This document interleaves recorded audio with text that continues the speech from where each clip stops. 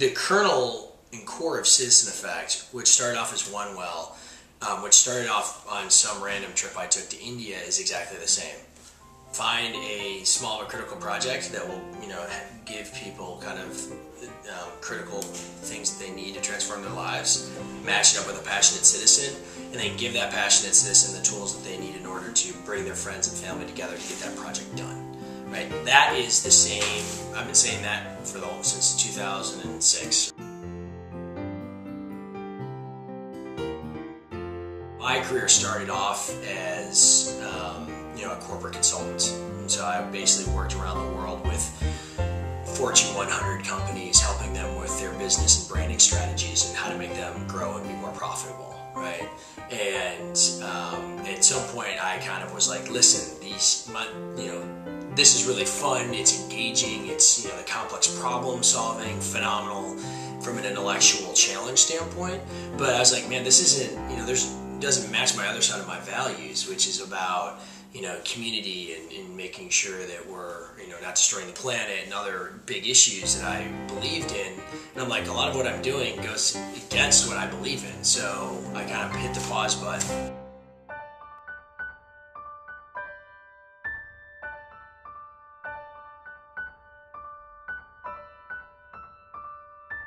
Afterwards, I went up to her and just said, Rima, thank you so much for coming. You were amazing, and she said, come see Sewa. I want you to come. And I said, you have to be careful what you ask for. And she goes, no, I want you to come. And 2 days later, I sent her my itinerary. And said, I'll be, there for these. And I think it was only there for like 10 to 14 days. Mm-hmm. And that was that all started at the Clinton Global Initiative, and that's how that connection was made. We've the rest is history. I think about leaving a very comfortable six-figure position, never having to worry about making my mortgage payment, to being able to jump on an airplane and do whatever I want, to now not having any of now worrying about my mortgage payment and not being able to all of those things, and being like, wow, okay, well, that stuff wasn't what I didn't really value that anyway. I was just kind of going through the motions. You'll never see more confusion than when a wealthy person walks into a poor village and sees happiness. Blows people's minds. They're like, how can these people be happy? They don't have iPods. They don't have running water. They don't have all of these things that I have that are supposedly making me happy, but I'm miserable. I'm depressed. How could there be joy in this environment? And so we then go into these communities and actually learn what it means to live in community again. Like what actually the values that these communities have and what they're doing. And I think you can't do anything but then start internalizing some of that and being like, what am I doing? Like, what do I value, and what's this disconnect here? And I think that's kind of probably a big part of this whole process.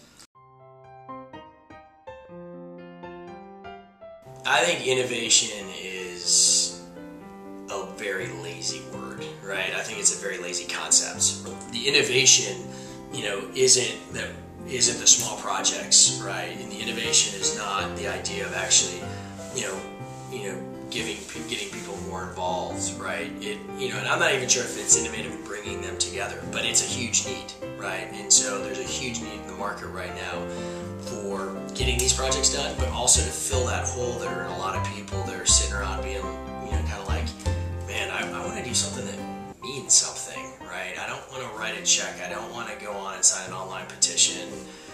I want to do something that's real. You have a village like Vasharajpur, which was the first community we ever worked in. 500 people don't have, access to clean water. We put in a well, 500 people have water now. All the women in the community are not walking 4 hours a day, and then they start small businesses. We did not have a micro loan program to kind of get these small businesses going. We simply simply put in place something that gave them back 4 hours of their time, and then they went off and did what they wanted, and it happened to be some small businesses, which was phenomenal, right? But we don't have that big master plan to be like, okay, what's going to happen is we're going to put the well in, and then these women are going to start small businesses, and then they're going to send their kids to school. You can't master plan that kind of stuff. The most successful entrepreneurs are ones that kind of have an idea and then can kind of get advice and allow it to be owned by other people. The most important thing for me was letting go, right? Letting other people take ownership of Citizen Effect and say, hey, listen, Citizen Effect needs to be this, and here's my narrative around Citizen Effect.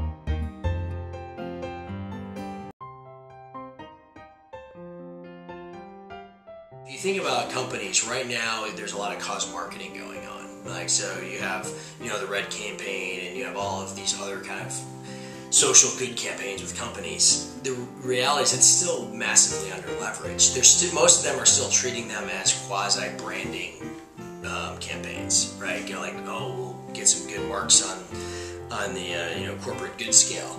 But the reality is what companies should be doing is using themselves as a platform to allow their customers to do more good. They should be using us as a leverage point. There is so much unlocked opportunity and potential in Citizen Effect that, if things break the right way, we are going to be, across communities in the United States, then empowering passionate citizens to actually do projects in their own communities, and then being able to really unlock the ability for passionate citizens to do projects anywhere in the world. And then in the future, we were allowing people in Detroit to do projects in Detroit. Why are we not allowing people in Gujarat, India, to do projects in Gujarat, India, right? And so the model, I'm actually, I have my own thoughts on scale, but the model to replicate is a big, it is completely possible, right? And that's where I see our real ability to kind of make an impact, to kind of almost, in a way, almost franchise this out and allow us to replicate across communities and across the world. All businesses and all organizations, kind of have a social purpose, right? And so for me, it's like, well, basically it was, hey, here's an interesting problem. How do we actually come up with a solution to the problem? And it just so happened to be turned into something that was a nonprofit, right?